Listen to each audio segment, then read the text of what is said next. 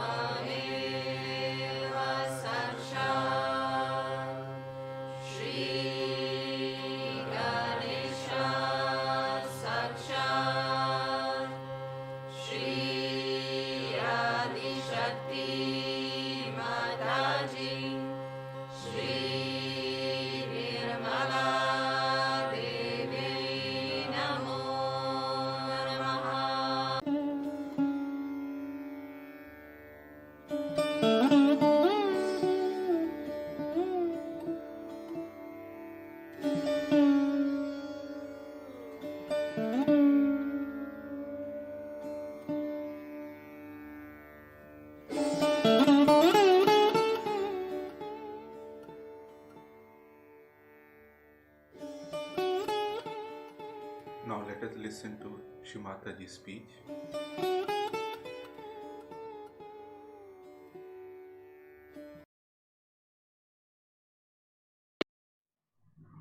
Today,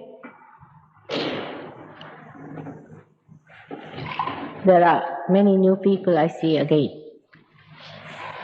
It's so heartening to see new flowers coming up every day to become the fruits. It's so joy-giving to know that I'm here at the right time, when people are really seeking. They are really seeking to be transformed. They really believe that something has to happen to them. They are aware that there's something lacking in the whole human personality, in the human race, that we can not overcome the hurdles which look and appear absolutely absurd and illogical. So many problems we have individually, socially, politically, economically, appear very clearly. It is so evident to understand that the human fiber is lacking in something. That is the human beings who are responsible for this chaotic world, for all this modern confusion. For God has created a beautiful world, I assure you. It's really a very beautiful world. And He has created you also very beautifully. You all are very beautiful people, extremely beautiful. You cannot feel your beauty, then how can others feel your beauty? Because the light that shows your beauty is not there.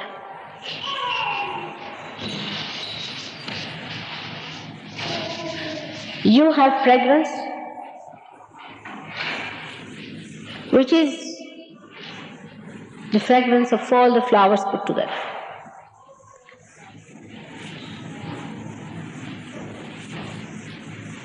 You are the essence of all the beauties of nature that is created. All the symphonies and all the music that you hear, all the art that you have created has come from you. That is your part. While you are the whole, you are the totality. But you do not feel your totality, that's the problem is. That human beings do not feel their totality. Out of you, all this has come. All this is your creation. But you cannot feel that if your hand has produced something, it's your hand. If your eyes have produced something, these are your eyes. That you are one, that in totality you will know the one who has created you. For example, supposing I do not have eyes, I may be able to see you partly. In the sense I can feel you, but I won't be able to see you fully. If I don't have nose, I won't be able to know how your fragrance is. In the same way, if you think of a human being as a part and parcel of the whole, then you can understand why the total experience is necessary.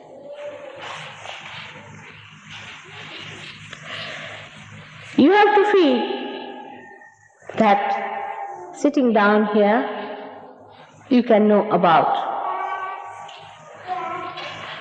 somebody in Australia or maybe in Africa. We are very aware mentally. When anything goes wrong in the world, we all become alert and start thinking about it. For example, once the spacecraft was going to land, they were Americans. But Russians that time started worrying about Americans. All the communists forgot about their communism. The democracies forgot about their democracies. We all forgot what we are, so-called. We just became what we are, human beings. Everybody was worried to find that the spacecraft lands. Very carefully, they were watching it. They were about 4 or 5 people. Makes no difference to this world if the 4 or 5 die, does it? But it does make every heart beat faster. Something of the totality is getting lost. It's so important that time that something so precious was getting lost. This is the subtler understanding of totality we have faced sometimes. Sometimes it comes up. To say that we are all one, that we are brothers and sisters and one God has created us, is good to give a lecture like that. And many do that. It's just a big lecture.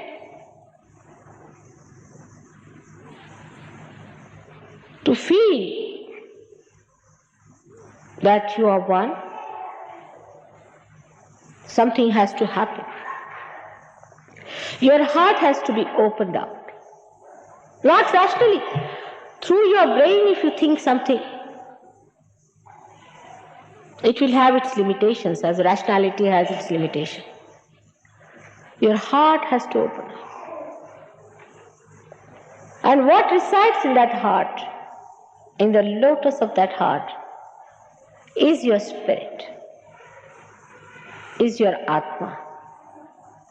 And the light of that Atma, the spirit, enlightens you, enlightens your beauty, and gives you collective consciousness. It gives you. It's an actualization. It's a happening that gives you actual personality which can perceive, can feel the collectivity that resides within us. As human beings, we are many cells. There are many cells within us. All the cells are somehow capable of feeling the totality of one personality. Supposing there's a pinprick on my finger, immediately the whole system goes into action and the hand is pulled out. The another hand reaches there, tries to stop the blood.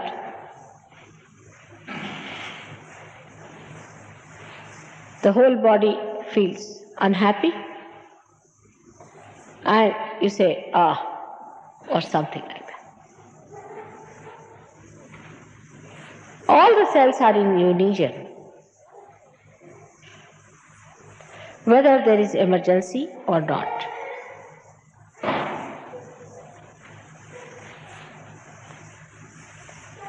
But today we are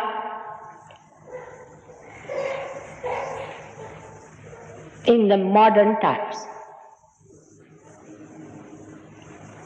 It's nice to be modern. These are the times promised. Long time back, in the ancient scriptures of India, even William Blake has prophesied about these times to come. That England is going to be the Jerusalem. And here we are at Caxton Hall, trying to build it up. Modern times are the times of great confusion. The confusion comes because there is no integration. For example, if my finger touches some point where it burns, it is pulled out by itself. All the cells know that it should be pulled out. But supposing if it is touching my finger and burning me and I am again pushing it down, that means there's a confusion.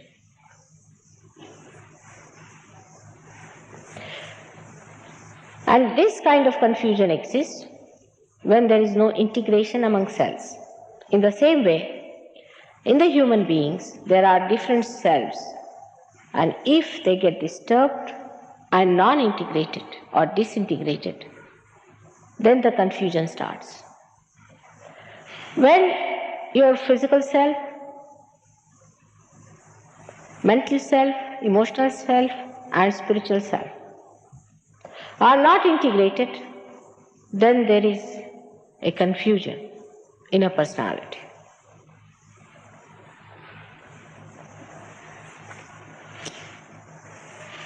The growth of human beings have been outside as well as inside.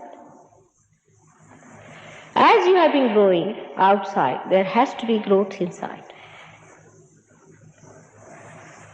As the tree grows higher and higher, it has to seek the source of its sustenance. In the same way,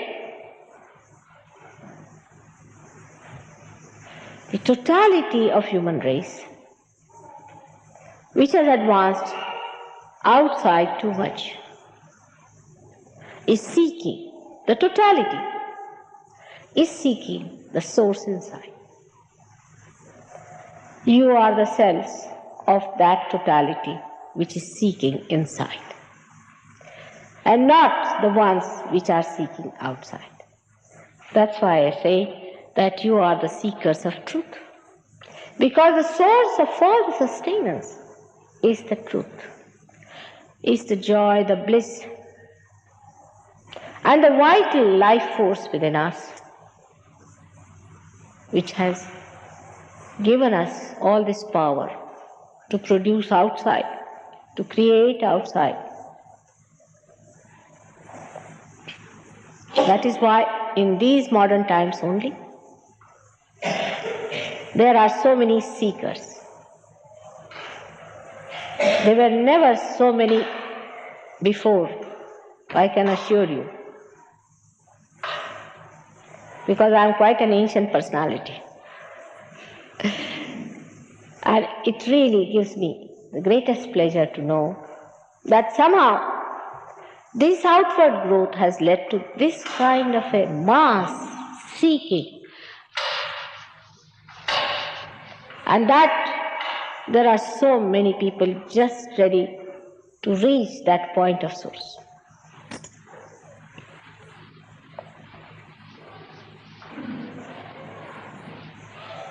As I said, God has made you very beautifully. Every one of you are real creations. It's a fact, which you'll discover later on. Just now, you don't have any light to see inside. There is no way you can take your attention inside. If I say you put your attention inside, you don't know what to do. And with this, many people have gone astray. There are people who have tried all kinds of things to believe that they are going inside deeper into themselves. But one has to know one thing, that whatever knowledge you have today has come to you from some unknown source. Because if it was known, it was not knowledge. Whatever is unknown has come to your knowledge. And whatever further has to come from something unknown. But the difference is that our awareness has come to us spontaneously. We have done nothing whatsoever to become human beings. I mean, just think, we were monkeys the other day. Imagine. And we were amoeba the other day, before. In 7 days we have become human beings. How have we become human beings? We don't know. Why we have become human beings? We do not know. But thank God, through science we know that we were not human beings 7 days back. Why have we become human beings? The scientists have stopped thinking about it. They have turned round. It's better to turn round your back. That's the best way to avoid the truth. Because you cannot find the truth, you cannot know about it. So best thing is to turn round and say, all right, now we are human beings, so we have reached the end, now let us go ahead with it. But that's not the way you can find the truth. You will find the truth the way you have found your awareness, spontaneously. It's a living process. People don't understand what is living process is. It's so simple. If I tell you that to make this flower into a fruit, I'll have to stand on my head, what will you think of me? You'll think I'm mad, isn't it? Won't you think that way, all of you? Or if you find somebody sitting in a posture which is very uncomfortable and saying that I'm going into a trip or becoming a superior personality, you may think, oh, he must be a great man. But just think of it. Do you think that monkeys did some sort of a trick or a technique to become human beings? They poor things do not know any techniques except for copying human beings. And what technique amoeba could have put in? I mean, just think of it. If you have to apply something to human beings, you have to apply it to all the animals too. What about the fishes? What technique they can do? They don't even have hands.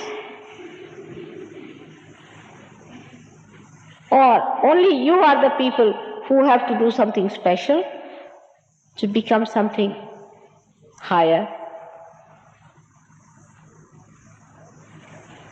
It's spontaneous. The only problem is that human beings are very difficult for spontaneity. I am sometimes surprised when I have now studied them. How is it that they eat like this? They could have eaten like this, you see.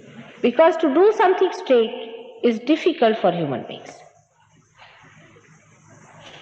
Anything straightforward, they think, oh, how can that be so simple? It's silly to eat like this. It's absolutely silly. How can you eat like this? You have to put your hand round like that and eat it like that. That's how we are not spontaneous. All that simplicity is not with us anymore. We are sophisticated, you see. I wouldn't be surprised, you see, next time. We might find people devising some technique of eating food, which is a simple thing. And if you see that everybody's life has become nothing but a bundle of techniques, it's such a problematic. Unnecessarily, we are so confused, so upset, and so worried. The tension is mounting up. We are planning something and none of the plans come through. Now see, in our country, we have had 5-year plans, 3 of them. The result is everything has gone to waste. In this country, I need not say. We plan out something and end up with a war or end up with some sort of a violence. The trouble with us, we cannot become simple people. We think to be simple is to be silly.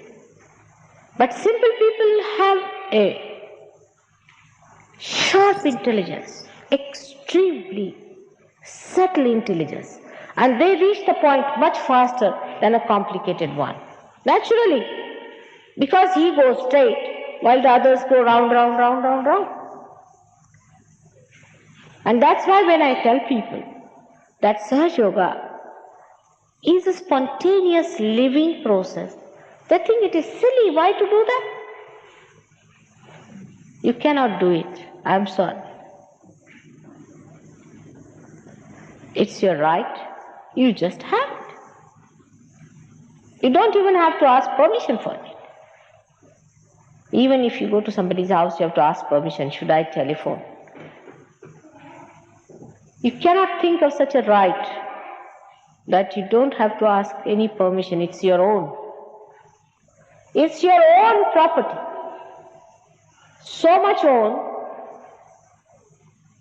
that you cannot have such a property in the world, in the human language. You see, even if you have your freehold house, you have to ask for permission for changing the shape of one brick.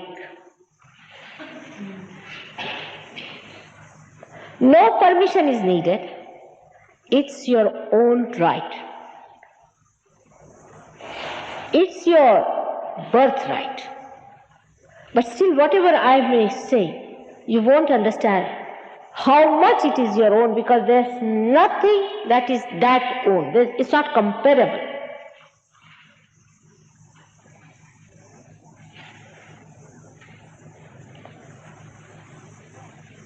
It is that innate,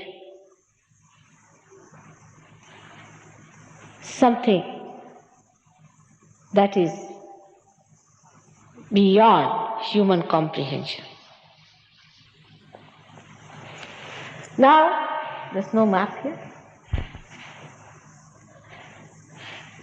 We have within us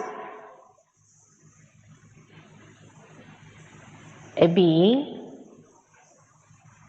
which I call the Spirit. The Spirit which is also the part and parcel of the totality that is love, totality that is God, totality that is joy. It is not watching like a guard or a police inspector. That also we human beings cannot understand. If I say the Spirit is watching, people get a fright. Oh God. The Spirit is the one that is love. Can you understand total love? Can you understand something that just gives and enjoys giving and not asking for anything? Can you understand someone like that? Can you? Loving for love's sake. That's what is your Spirit. It is watching you with that love, that total love.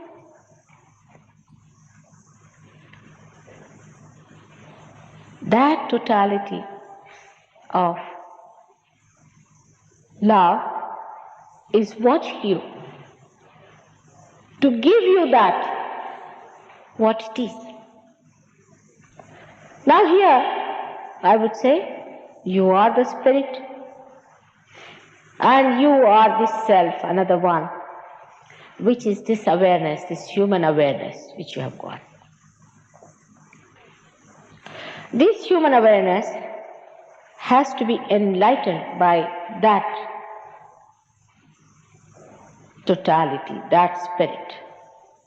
When it enlightens that, then only you know that you are a part and parcel of the totality and that you are beautiful. You are really beautiful. Sometimes one feels a little bashful to know how beautiful one is. And so fragrant, and so grand, and so dignified. That new dimension one has to achieve. For that, God has placed within you the power, which is the germinating power, which has to rise and to give you this realization. This is your Kundalini.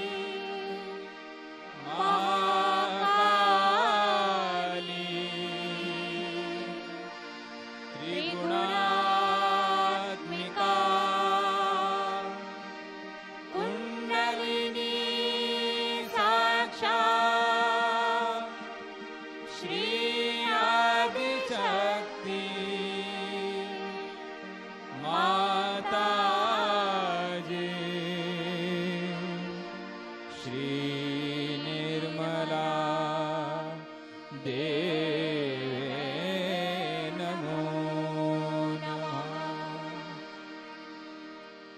ॐ त्वमेव साक्षात् श्रीकल्की साक्षात् श्री आदिशक्ति माताजी श्री निर्मला देवे नमो नमः। ॐ त्वमेव साक्षात् श्रीकल्की साक्षात् श्री सहस्रार स्वामिनी मोक्ष प्रदायिनी माताजी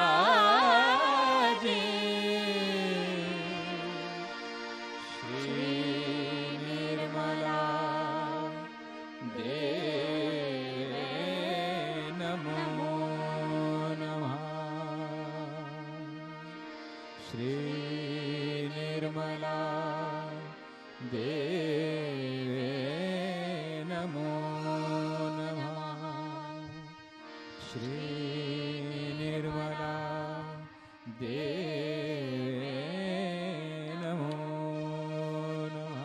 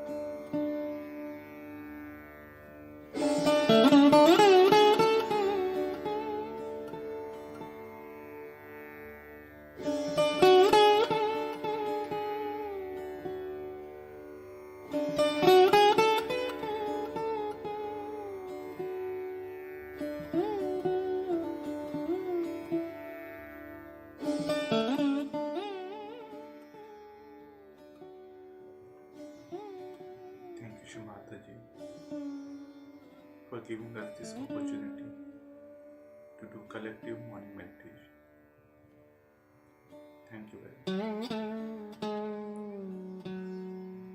Let's bow down to Shri Mataji, raise our Mother Kundalini and put Bandhan.